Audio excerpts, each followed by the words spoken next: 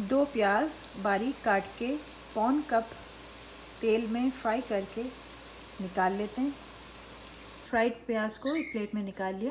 1 kilo chicken, 2 table spoon بھر کے ginger garlic paste freshly ground, اور 2 ٹیبل اسپون دہی، 2 ٹیبل اسپون املی کا پلپ، آدھی گڈی دھنیا کی، ہرا دھنیا، پودینہ میرے پاس سوکھا ہوا رہتا ہے تو وہ میں نے لے لیا پودینہ، وہ بھی تقریباً آدھی گڈی ہے، اور 1 نیمبو اس کو سلائس کر لیا ہے، ٹماٹر 2 ہیں، اور ہری مرچیں 12 کے قریب، اور 5 آلو کاٹ کے رکھ لیے ہیں چھیل کے، 2 تیز پتہ، 3 بادیان کے پھول، 2 بڑی الائچی، 6-7 لونگیں، 6 چھوٹی الائچی، کالی مرچ 1 ٹی اسپون، 2 دار چینی کے ٹکڑے، 1 ٹی اسپون زیرہ، 12 کے قریب آلو بخارے،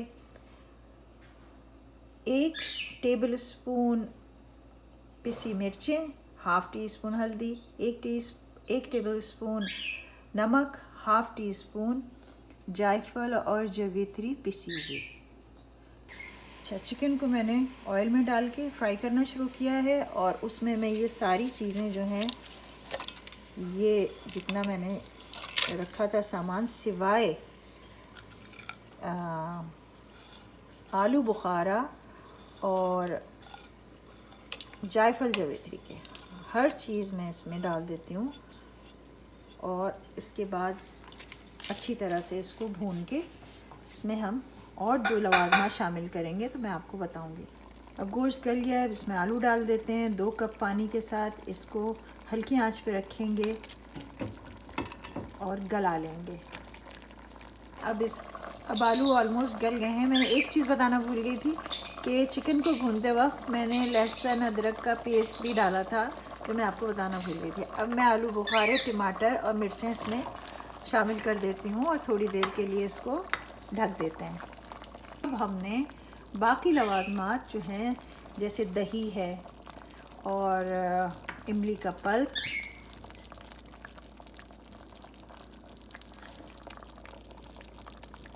ہرا دھنیا، پودینہ آدھا آدھا، باقی میں نے بچا لیا ہے اوپر سے ڈالنے کے لیے، اور پیاز جو فرائی کر کے رکھی تھی وہ بھی ڈال دی میں نے۔ اتنے لوازمات ہیں بھائی بہنوں، گھبرانے کی بالکل ضرورت نہیں ہے، جتنے لوازمات ہیں ذائقہ بھی اسی حساب سے بہت اعلیٰ ہوتا ہے اس بریانی کا۔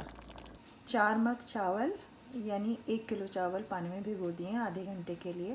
2 لیٹر پانی، اس میں 4 ٹیبل اسپون بھر کے نمک ڈالا ہے، اور تھوڑی سی دار چینی اور 3-4 لونگیں ڈال دی ابالنے کے لیے۔ اب اس میں چاول ابالیں گے، ڈال دی ہوں ابلنے کے لیے۔ یہاں پہ ہمارا مسالہ بالکل تیار ہے، اور اس میں 1 مگ پانی ابھی ہے، تو اس کو ہم خشک نہیں کریں گے بلکہ چاول اسی میں ڈالیں گے۔ ریسٹورنٹ اسٹائل بریانی یا شادی والی بریانی میں لوگ ٹیسٹ انہینسر بھی ڈالتے ہیں، اجینوموٹو یا چائنیز سالٹ، مگر کوشش کریں کہ آپ نہ ڈالیں، اور جو زیادہ ویسے ہی کھانا چاہتے ہیں جیسے ریسٹورنٹ میں ہوتا ہے تو وہ 1 ٹیبل اسپون چائنیز سالٹ ڈال سکتے ہیں اس شوربے میں۔ ابھی چاول میں ابال بھی نہیں آیا ہے، تو میں نے کچھ چاول لے کے اس میں ڈال دیے ہیں، چونکہ 1 کپ پانی نیچے ہے تو یہ اس سوپ میں گلے گا، یہ والا چاول کا حصہ، اور تھوڑے سے اور۔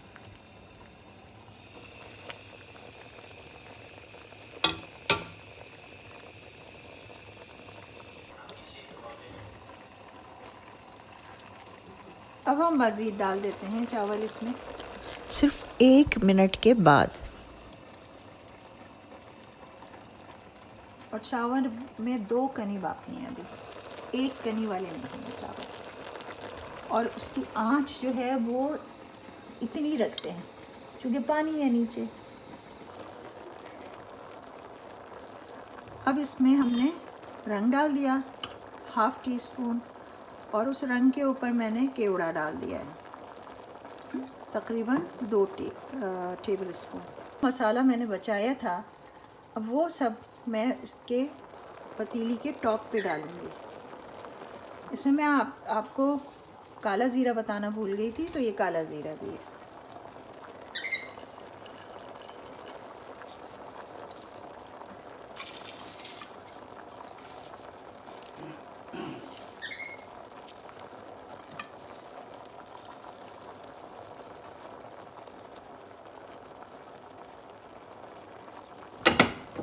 اب ہم اس کو دم پہ رکھ دیتے ہیں۔ یہ دیکھیں چاول کتنے کھلے کھلے ہیں اور بالکل تیار ہیں۔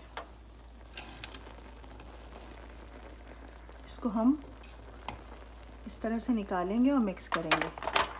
جس طرح آپ نے دیکھا ہوگا کہ دیگی اسٹائل جو ہوتا ہے اس میں نیچے سارا مسالہ ہوتا ہے، پھر بعد میں مکس کرنا ہوتا ہے دیگ میں، بالکل اسی طرح اس میں بھی نیچے سب مسالہ ہے اور اس کو ہم بعد میں مکس کر لیں گے۔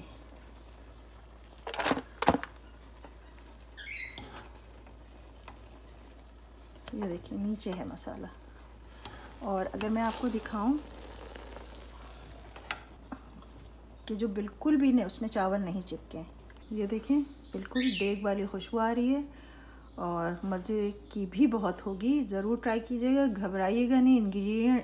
انگریڈینٹس زیادہ ہیں لیکن کام کچھ بھی نہیں ہے، ساری چیزیں بس ڈم کرتے چلے جانا ہے، اور بہت ہی مزیدار بریانی انشاءاللہ آپ کھائیں گے ریسٹوران والی۔